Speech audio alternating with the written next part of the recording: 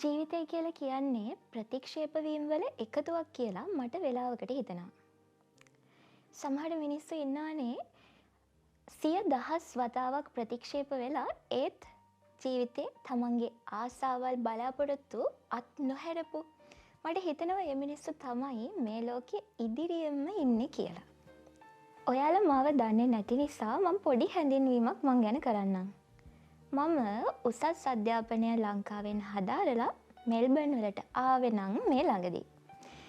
ශ්‍රී ජයවර්ධනපුර විශ්වවිද්‍යාලයෙන් සිංහල භාෂාව පිළිබඳ විශේෂ වේදී උපාධිය ප්‍රථම පන්ති සාමාර්ථයක් සහිතව සමත් වෙලා මගේ ඩිපාර්ට්මන්ට් එකකින් ලබා දෙන සියලුම ස්වර්ණ මුද්‍රිකා ගෝල්ඩ් මෙඩල්ස් මා සතු කරගන්න මට පුළුවන් වුණා.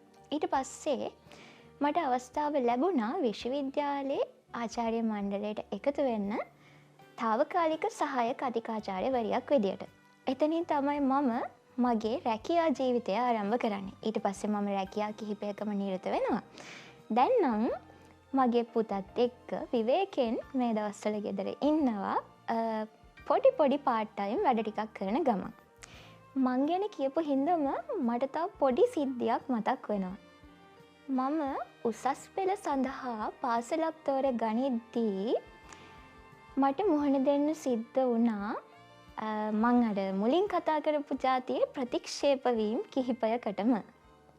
ඉතින් මගේ සාමාන්‍ය පෙළ එහෙම නැත්නම් O level ප්‍රතිඵල සාමාන්‍යයෙන් හොඳ මට්ටමක පැවතිච්ච හින්දා මට පුළුවන් වුණා මගේ දිස්ත්‍රික්කයේ උසස්ම පාසල් වලට ඉල්ලුම් පත්‍ර යොමු කරන්න. ඊට පස්සේ ඔවුන් මට ආරාධනා කරලා තිබ්බා සම්මුඛ පරීක්ෂණ වලට මුහුණ දෙන්න. ඉතින් මට ගැළපෙනවයි කියලා මම හිතපු, ඒ වගේම මගේ දෙමාපියොත් හිතපු, මගේ යාළුවොත් මම වෙනුවෙන් ප්‍රාර්ථනා කරපු ඒ හොඳම කියන ඉස්කෝලේට සම්මුඛ පරීක්ෂණය සඳහා ගියා. ඉතින් සම්මුඛ පරීක්ෂණේ හරිම හොඳට ගලාගෙන ගියා. ඒක ඉවර වුණාට පස්සේ මට විදුහල්පතිතුමා විසින්ම කිව්වා ඔබ හරි දක්ෂ දරුවෙක්. ඉතින් ඔබ තමයි අද අපේ සම්මුඛ පරීක්ෂණයෙන් වැඩිම ලකුණු අරගෙන තියෙන්නේ. ඒක නිසා කොහොමත් අපි ඔබව පාසලට ගන්නවා කියලා. එදා සම්මුඛ පරීක්ෂණ පැවැත්වෙච්චි අන්තිම දවස මට මතක විදියට. ඉතින් මට තිබුණා හැබැයි ඒ ආචාර්ය මණ්ඩලයත් එක්ක පුංචි දෙයක් කියන්න ඒ සම්මුඛ පරීක්ෂණයේ අවසානයේ. ඒ තමයි මම දෘශ්‍යාබාධිත දරුවෙක් බව. මට බ්‍රේල් ක්‍රමයට විභාගයට මුහුණ දෙන්න අවශ්‍ය බව. ඒකට කිසිම උදව්වක් අවශ්‍ය නැති වුණත් මාව ඔවුන් තේරුම් ගැනීම විතරක් මට වැදගත් බව. ඉතින් මම අවසානයේ ඔවුන්ට ඒ බව හෙළි කරා. එතනින් පස්සේ මට ලැබුණ ප්‍රතිචාරය තමයි ඔවුන්ගේ පාසලට මට ඇතුළත් වෙන්න බෑ කියන එක. ඔවුන්ට මට සහාය දක්වන්න කිසිම ක්‍රමයක් නෑ කියන එක. ඉතින් ඊට පස්සේ මම ඊළඟට මට අපිට හීනයක් තියනවානේ අපි උසස් පෙළ සඳහා මේ පාසලට යනවා. අපි මේ පාසලෙන් තමයි අපි විශ්වවිද්‍යාලයට යන්නේ. ඒ වගේ. ඉතින් ඊළඟ පාසලට ගියා. ඊළඟ පාසලේදී මම හිතුවා දැන් සම්මුඛ පරීක්ෂණය අවසන් වෙලා කිව්වට පස්සේ ඒ වගේ දෙයකට මුහුණ දෙනකොට මට ඒක දැනෙන විදිය ටිකක් බරපතල වැඩි වගේ හින්දා මම සම්මුඛ පරීක්ෂණයට මුහුණ දෙන්න කලින්ම මේ බව හෙළි කරනවා කියලා. ඉතින් මගේ සහතික බලලා ප්‍රතිඵල බලලා ඉවර වෙන්න කලින්ම මම කිව්වා මම දෘශ්‍යාබාධිත දරුවෙක් කියන එක.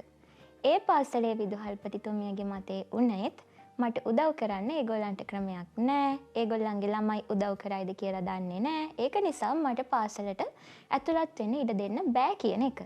පස්සේ මම ඊටාම සාමාන්‍ය මගේ ආදරණීය පාසලට ඇතුළත් වෙනවා.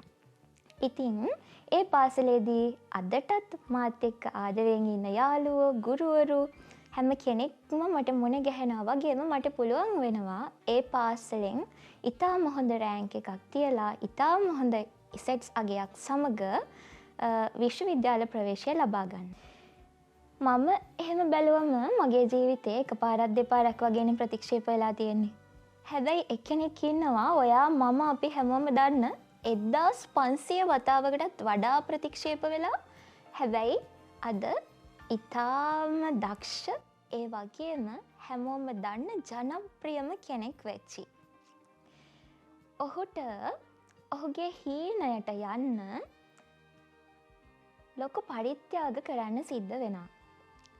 ඔහුට හිටපු එකම හිතවතා, ඔහුගේ යාළුවා, එහෙම නැත්නම් ඔහුගේ හුරතලා ඩොලර් 25ක් වගේ ගානකට විකුණන්න ඔහුට සිද්ධ වෙනවා. ඔහුගේ හේනේ තමයි ජනප්‍රිය නළුවෙක් වෙන එක. ඉතින් මේක ඔහුට අභියෝගයක් වෙන්නේ ඇයි? ඔහු උපතින්ම කතන ආබාධයක් සහිත කෙනෙක්. ඉතින් ඔහු 1500 වතාවකටත් වඩා ෆිල්ම් එකකට දායක වෙන්න කැමතියි කියලා ගිය සම්මුඛ පරීක්ෂණ හැම එකකින්ම ප්‍රතික්ෂේප වෙනවා. හරියට කතා කරන්න බැරුව ඔයා කොහොමද ෆිල්ම් එකක රඟපාන්නේ? හැමෝම අහන්නේ මේ කතාව. පස්සේ ඔහු බලන්න ගිය බොක්සින් ෂෝ එකක්. මේක ඔහුගේ හදවතටම වැදෙනවා. ඊට පස්සේ ඔහු තිරපිට පතක් ලියනවා ෆිල්ම් එකකට. ඒ තමයි රොකී. දැන් නම් ඔයාලා දන්නවා මං කියන්නේ කවුරු ගැනද කියලා. පස්සේ මේ තිරපිටපත අරගෙන ඔහු ඩිරෙක්ටර්ස්ලා කිහිප දෙනෙක්ම හම්බෙන්න යනවා. ඉතින් මේක ඉතාම හොඳ තිරපිටපතක්. හැබැයි මේක තෝරගත්තු ඩිරෙක්ටර්ට මොහු කියන්නේ මේකේ ප්‍රධාන චරිතේ මම රඟපාන්න ඕනේ. එහෙම වුණොත් විතරයි ඔබට මේක ෆිල්ම් එකක් විදියට එලි දක්වන්න මම ඉඩ දෙන්නේ.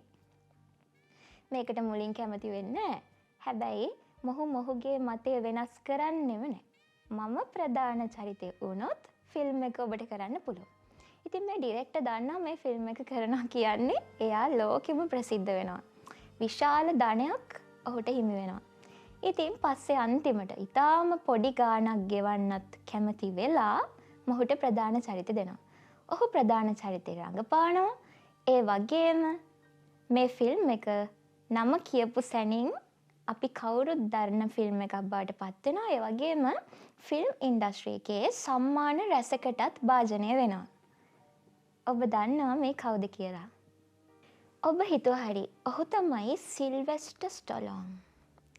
රැම්බෝ වගේ ඊටම ජනප්‍රිය චිත්‍රපට සිනමා ලෝකයට දායාද කරන ගමන් ඔහුට පුළුවන් වෙනවා ඔහුගේ හීනය දිනලා හොලිවුඩේ ජයගෙන කෝටි ප්‍රකෝටිපතියෙක් බවට පත් වෙන්න අද වෙනකොට. ඉතින් ඔයාගේ හීනවල බලාපොරොත්තුවල අරමුණුවල වටිනාකම දන්නේ ඔයා. එක වතාවක් නෙවෙයි, 100 වතාවකුත් නෙවෙයි. සමහර විට 10 වතාවක් ප්‍රතික්ෂේප වෙන්න පුළුවන් අපේ ජීවිතේදී. ප්‍රතික්ෂේප වීම කියලා කියන්නේ ජීවිතයට ආශිර්වාදයක් කරගත යුතු දෙයක් මිස ඔයාට ජීවිතේ මෙතනින් නතර වෙන්න කියලා දෙන ඉඟියක් නම් නෙවෙයි. ඒක ඔබටත් මටත් සිල්වෙස්ටර් වගේ ඊටම ප්‍රසිද්ධ අයටත් පොදු ධර්මතාවයක් වෙලා තියෙනවා. එහෙනම් අපි ලබන සතියේ හමු වෙනතුරු ඔබට සුබ සතියක් ප්‍රාර්ථනා කරනවා.